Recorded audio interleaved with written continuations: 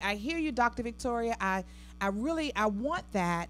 How do I start? How do I engage this process that you're talking about? Okay, so engaging in that process. And what I tell women that ask that question, I say, if you're not reading your word, what have you, or you're doing haphazard, they're typically either 30 or 31 days in a month.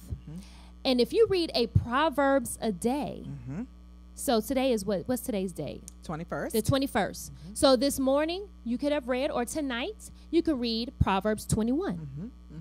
And believe me, next month you start Proverbs over. Yes. Believe me, when you get to the 21st of the next month, whatever you are dealing with, a different portion of that chapter will stand out to you, because by next month it will be something else you have to face.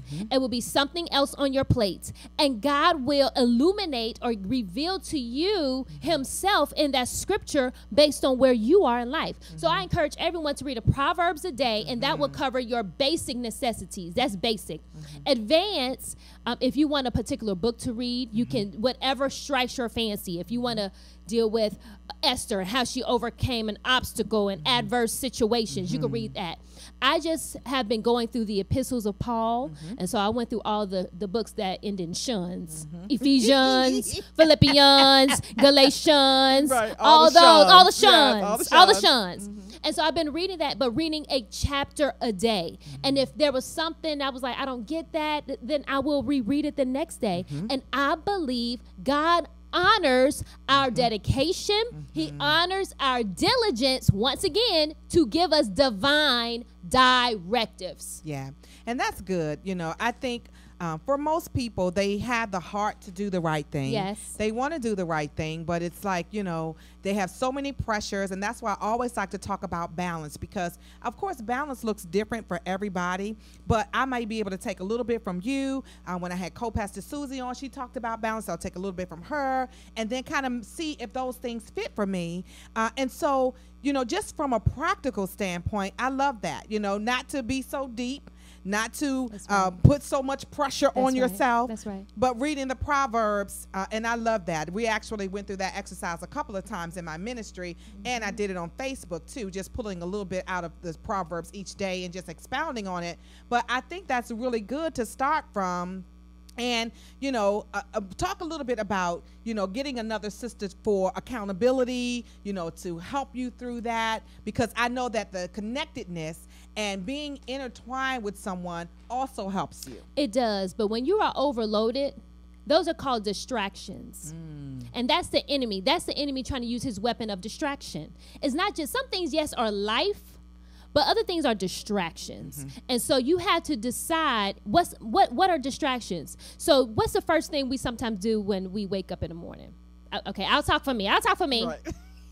You get the phone, you make, okay, who done text me last night? Who emailed? Look, view on Instagram.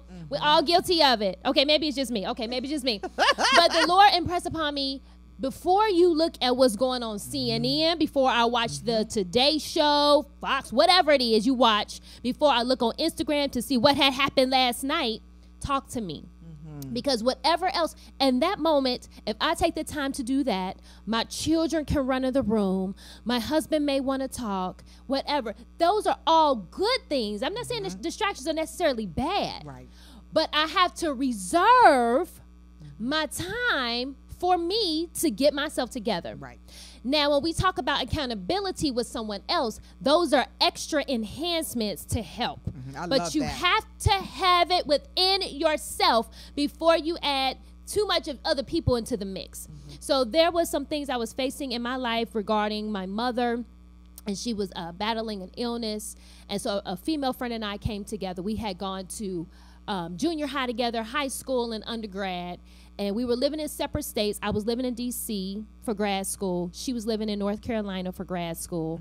But she had an issue with her mother, and I had an issue with my mother's health. So we made a commitment to pray every week now. So we began to pray. And who is it that always says, my husband, she is on TV, Joyce Meyer. Joyce Meyer she has written several books. And one of her books talks about prayer. And she always refers back to early on, before she was in ministry, how bad her attitude was. And she said Dave began to pray for her.